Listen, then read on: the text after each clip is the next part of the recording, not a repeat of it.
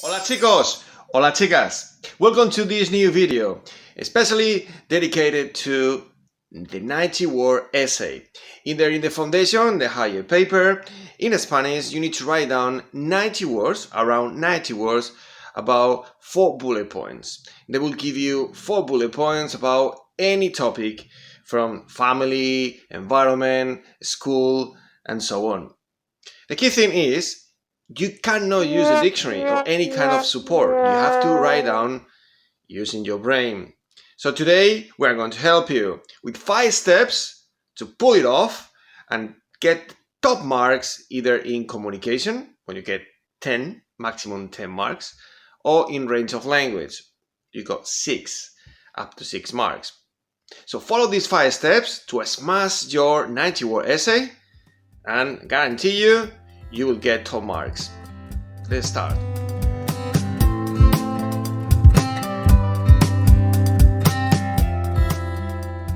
This 90-word essay is worth 16 marks and is divided between communication, up to 10 marks, and range of language, up to 6. Now, you want to be there at the top in the 9 to 10 marks. And for that, you need to cover all the aspects. That means that you need to cover all the bullet points. Even if it's just one sentence, you need to cover all of them. Otherwise, if you miss one bullet point, for example, you will go straight to this band, number 6 marks, okay? So you don't want to lose precious marks for not answering all the bullet points. Communication have to be clear, as you can see, and have to be a lot of information and a lot of opinions expressed. So as you can see, you want to be in there, and for that reason, you need to make sure that you communicate perfectly and without any ambiguity. For range of language is similar. You need to show a variety of expressions. Definitely, the present, past, and the future have to be mainly successful. That means that most of the sentences that you write about the present, past, and future are 100% accurate. Then you try to use complex structures, and also there are minor errors that don't impede the communication. They don't actually hinder the communication. You want to be in there. You want to be in the range of language in the 5 or 6 marks as well.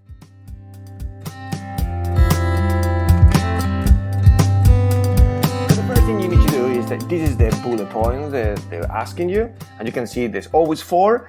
And normally one of them is about the past, another one is about the present, another one is about the future, another one is asking you for your opinions. So obviously you need to know what is the keywords that tells you that every single of these tenses and opinions. And normally it's a pattern. For example, in here, as you can see, te gusta or no te gusta, the first one, you can see that it's asking you for do you like or what do you like about something. In that case, it's pueblo, village. The first one is for opinions. Normally, you will see these keywords. Tu opinión sobre, your opinion about something. Te gusta o te encanta, do you like, do you love? Or the question, ¿qué piensas? What do you think? So if you see these keywords, you know that that bullet point is asking you for your opinion about, in that case, in this particular case, about your village. Now, for the past, normally if you see the verb ending iste or aste, that means that they're asking you about something about the past. Also, keywords in the past like pasado or último, last, or ayer, yesterday. And in here, as you can see, in the second bullet point, you can see in there iste, okay? And iste is ¿qué hiciste? What did you do about the past? And I recommend you to put a P in there so you know that bullet point is asking you something about something that happened. Present. Normally, the questions are ¿qué haces? What do you do normally? ¿Qué puedes hacer? What can you do? Normalmente, normally. Or when they ask you to describe something, describe. You have to describe maybe your family, or you have to describe maybe your neighborhood. And you need to use the present bullet point. Third bullet point, sorry. You will see haces, and that means that is the present. What do you do to protect the environment? ¿Qué haces para proteger el medio ambiente? And last but not least is the future. And for the future, again, you go ¿qué vas a? What are you going to? Which is really, really popular in your exams. ¿Te gustaría? Would you like to? And future expressions such as el próximo verano, next summer, o el verano que viene, the summer which is coming, or the upcoming summer, basically next as well, o en el futuro. En el futuro, so you know this is the future, we're going to put an F in there.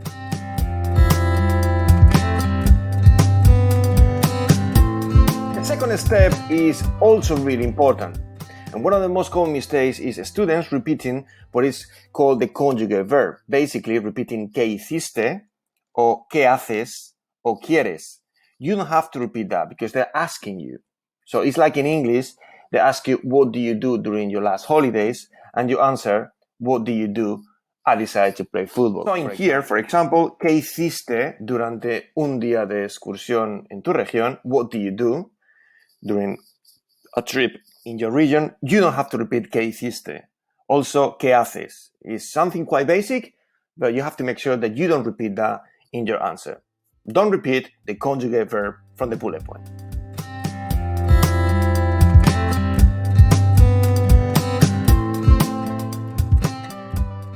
Similar to this one is also rephrasing some parts of the bullet point.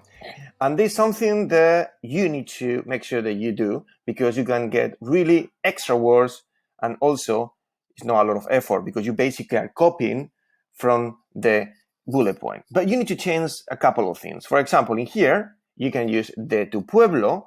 The only thing you need to change is the tu, and the tu goes to me because they're asking you about your village and you need to talk about your village. So the tu goes to me. And in here, as you can see, durante un día de excursión en tu región, you can rephrase all that, but you have to change the to me. And in here, for example, you can rephrase para proteger el medio ambiente, to protect the environment, and then saying what you normally do. And in here, you can rephrase en el futuro, in the future. So you're allowed to use some of the words from the bullet point. So remember, you can rephrase that, but don't using ¿qué hiciste? You can rephrase this, but without using ¿qué haces? And you can rephrase this without using donde. In these bullet points, yes. Remember the rule. To goes to me, and when you do that, you can rephrase properly. Otherwise, you probably are not going to be awarded the marks for using that expression. For example, in here,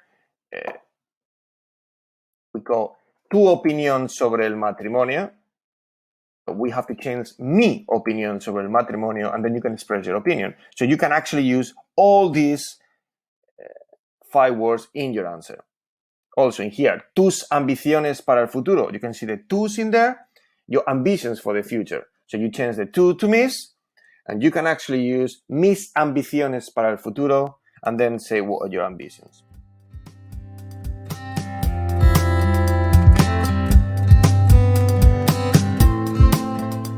Fourth bullet point is also absolutely crucial because the most important thing of the sentence is the verb. So what you have to do is for each bullet point, you need to think in the verb that you're going to use ending in R or ending in ME. And this is really important to use the phrase properly without making mistakes. So for example, they're talking about your opinion about your village. So you can express your opinion about things that you can do in the village or things that you can find. And ir de compras, go shopping.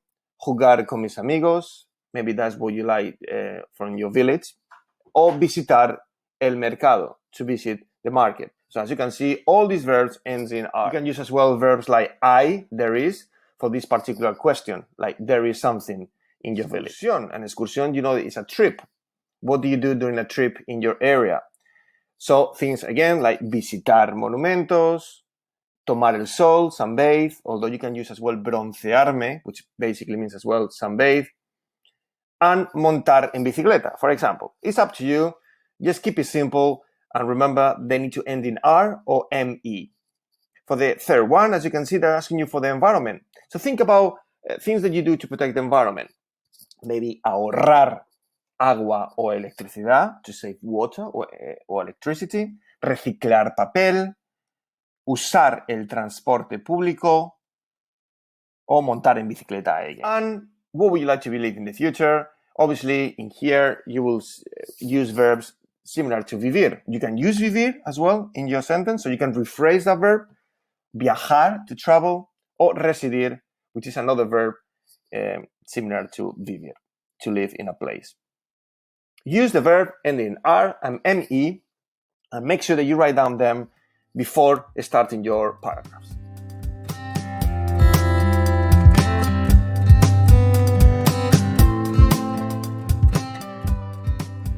And the last step is using the writing frames that we've been practicing in the last few years. And the most important thing in here, as you can see, is the second column. The verb that in the last step you were thinking and you were actually writing before writing anything in your exam. That is the verb that ends in R. As you can see, escribir, beber, jugar, all of them have something in common that ends in R. And you can use as well again a verb ending in ME as well. They're called reflexive verbs. Okay, for example, despertarme, to wake up.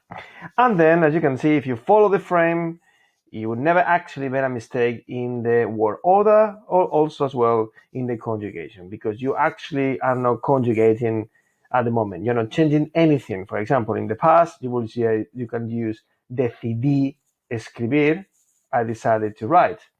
Or for the present, you can use intento jugar al fútbol. I try to play football todos los días. Or for the future, you can use ojalá que pueda jugar al fútbol. I wish I could play football. You can also use frames for the opinions. As you can see in here, you can see the different opinions that you can use about yourself, about someone else. But the key thing is the verb after the opinion as well. As you can see, ends in R. Escuchar, jugar, tocar. Tocar is like to play an instrument, or navegar, to surf. Okay, so if you think in the verb before, you can use the rest of the parts of the frame and don't make a mistake in the verbs. So use the frames to get full marks in your exam.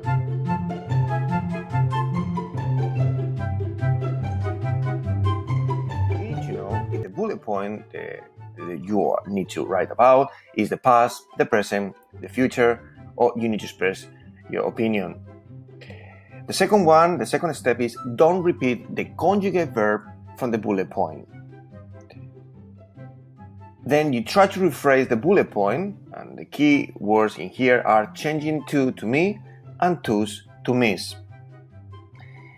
Then the fourth step is thinking the verbs that you want to use, ending in R or ME. So thinking verbs, we call them infinitive sometimes, but they might end in ME. For example, divertirme, to have fun, or relajarme, to relax.